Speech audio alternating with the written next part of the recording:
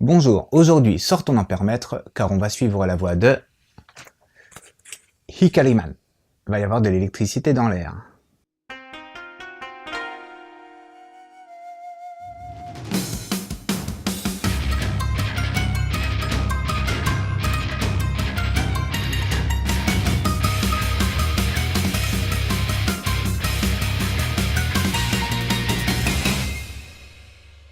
Un jeune lycéen, Shiroshi Hikari, passe tout son temps libre à jouer aux jeux vidéo ou à customiser des ordinateurs. Et il faut dire que dans ce domaine, il gère plutôt bien. Il a également tendance à être un bon conducteur d'électricité statique et se retrouve souvent à l'infirmerie à cause de ça. Un jour, la crise est plus forte que d'habitude et il se découvre le pouvoir de déplacer sa conscience à travers le réseau électrique de tout Tokyo et même au-delà, dans les satellites en orbite autour de la Terre.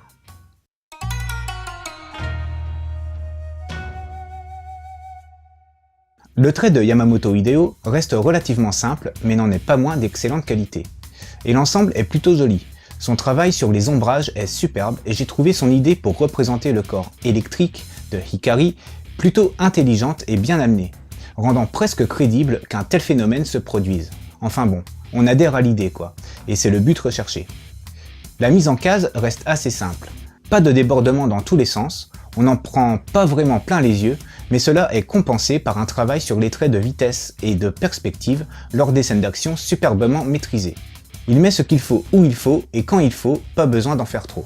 L'édition, classique mais de bonne qualité, avec une couverture souple et une jaquette pas extraordinaire mais qui colle parfaitement à l'idée du manga.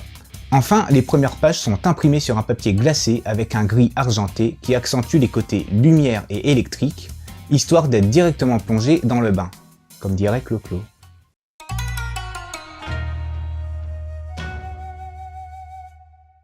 Yamamoto Hideo est surtout connu chez nous pour Ichi the Killer et Homunculus, mais il a produit d'autres œuvres qui ne sont pour l'instant parues qu'au Japon, telles que Nozokiya ou Okama Hakusho. Avec Hikariman, qui au passage est sorti en 2014 au Japon, l'auteur se lance dans une critique de certains travers de la société comme le harcèlement, scolaire ou de rue, ou encore le tout numérique pouvant être, paradoxalement, à l'origine d'une perte de la communication au sein du cocon familial. Des thèmes relativement classiques au final et qui, je pense, se retrouvent dans pas mal de mangas divers et variés, mais ce n'est pas ici le sujet principal de l'histoire. Yamamoto Hideo ne s'en sert que comme élément contextuel pour définir le caractère de son personnage. L'idée principale qui se joue ici, c'est « qu'est-ce que je ferais si j'avais un super pouvoir ? De quelle manière m'en servirais-je ? Pour faire le bien ou pour faire le mal ?» Ces questions sont amenées par petites touches dans ce premier tome, qui développe uniquement pour l'instant, le contexte général et la découverte par le héros de son pouvoir. Ces idées se rapprochent de celles développées dans Last Hero Inuyashiki de Oku Hiroya par exemple, où le personnage va devoir décider s'il va se servir de ses nouveaux pouvoirs pour aider les gens ou rester en retrait comme il l'a toujours fait auparavant.